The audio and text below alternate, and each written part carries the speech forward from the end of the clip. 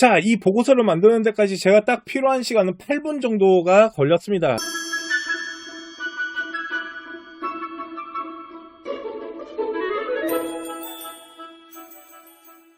챗 GPT를 활용해서 보고서를 만드는 걸 할 건데요. 제가 첫 시간에 보고서 주제를 잡는 거에 대해서 설명을 했을 때 세 가지가 있다 했습니다. 첫 번째는 사회 이슈, 두 번째는 학교에서 배운 부분들을 가지고 하는 거, 세 번째는 전 학년 활동에 대한 스토리 연결인데, 오늘은 두 번째, 학교에서 배운 단원에서 주제를 좀 더 심화있게끔 조사하면서 연구할 수 있는 이 부분에 대해서 설명을 해드릴 건데요.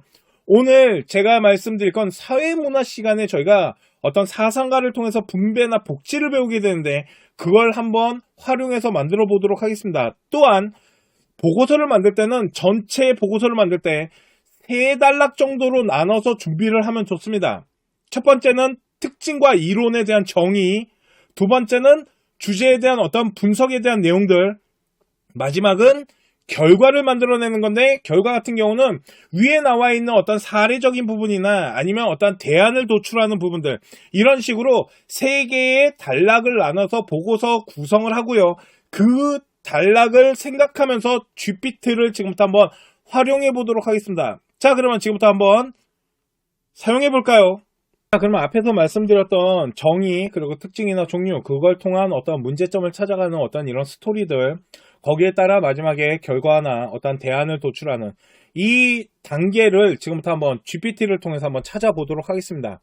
자, 사회문화 시간에 이제 분배에 대해서 배웠고요. 그 분배에 대한 부분을 한번 적용시키면서 GPT를 통해 갖고 보고서를 한번 만들어 보도록 할게요. 자, 일단은 첫 번째 사상가들을 좀 분류해서 볼 필요가 있는데, 내가 사회문화 시간에 분배에 대해서 배울 때 일단 롤스나 아니면 노직, 이 부분에 대한 부분, 또 하나는 분배의 전체적인 정의를 알아야 되지 않을까요? 그래서 분배의 정의를 먼저 조사를 하도록 할게요. 자, 분배는 무언가를 조각조각 내서 각각의 부분을 나눠준 것을 말합니다. 뭐 물건이나 자원이나 돈, 시간, 이런 것들이 포함되는데, 우리가 일단 중요시 보는 분배는 돈이에요. 그죠? 그러면 이 부분에 대해서 다시 한번 경제적 분배라고 해야겠네요. 경제적 분배의 정의라고 다시 한번 물어보도록 할게요. 자, 경제적 분배는 물질적인 자원이나 재화, 서비스, 소속, 이런 것들에 대해서 경제적인 주체인 개인이나 어떤 이런 가구, 기업, 가구는 이제 어떤 집을 말하겠죠. 국가, 이런 것들을 통해서 나눠주는 거에 대해서 말을 한대요. 그러면 이 부분에 대한 정의를 일부 읽어보고 필요한 부분을 뭐 하면 될까요? 오케이. 요약해서 보고서에다 넣으면 되겠네요. 자, 또 보도록 하겠습니다. 그러면 요번에는 사상가를 우리가 배웠잖아요. 그랬을 때 롤스의 분배 정의를 먼저 물어보도록 할게요. 이제 결과치가 나오기 시작합니다.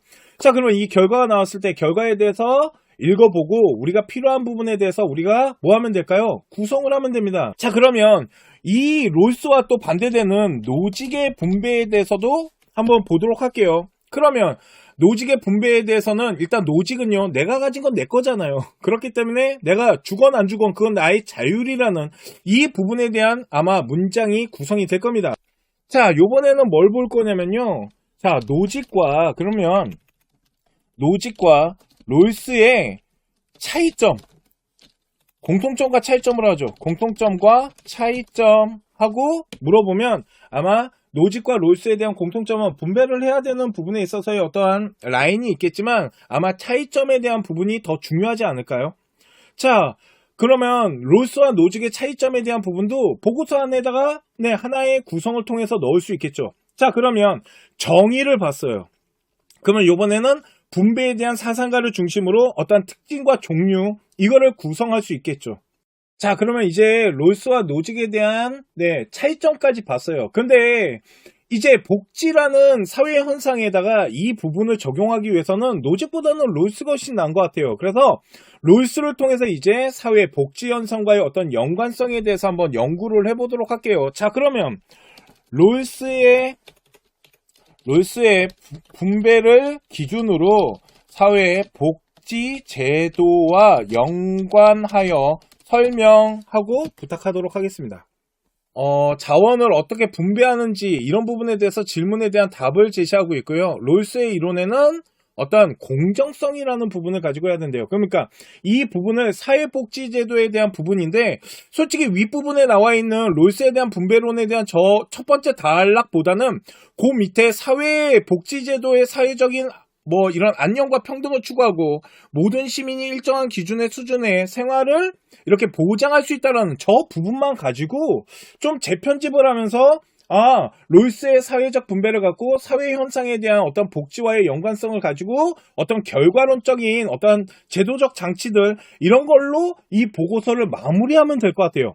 자, 그러면 지금까지 나온 데이터를 토대로 보고서를 한번 만들어서 보여드리도록 하겠습니다.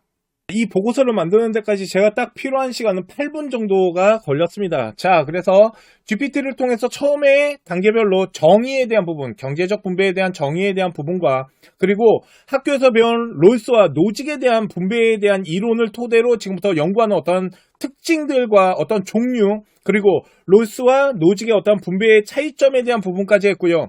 그런데 이 롤스에 대한 이론에 더 관심을 갖고 이제 결과론적으로 사회복지에 대해서 어떻게 연관이 되는지 그 부분을 롤스의 분배 이론을 통해서 사회복지와의 어떤 분석 결과 그리고 그 복지가 어떻게 적용되는지에 대한 사례까지 이렇게 자세히 보시면은 처음에 말씀드린 것처럼 어떤 이론에 대한 정의, 특징과 종류에 대한 분류들, 그리고 어떤 결과를 만들어내는 부분들 이렇게 해서 보고서 하나를 구성하면 된다라고 보시면 됩니다. 이렇게 만들어지는 데까지 처음부터 GPT를 사용해서 제가 보고서를 편집해서 완성하는 데까지 총 든 시간은 8분입니다. 왜? 저는 한글 파일 편집을 되게 잘하긴 해요. 그런데 이렇게 보고서를 구성하는데 학생들이 효율성을 가져간다면 제가 생각했을 때 한 30분 정도?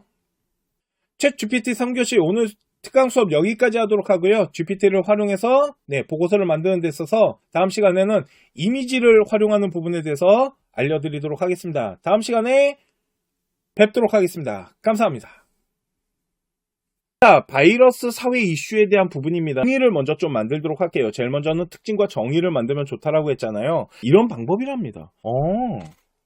자, 그러면 활용의 가치가 높다라는 겁니다.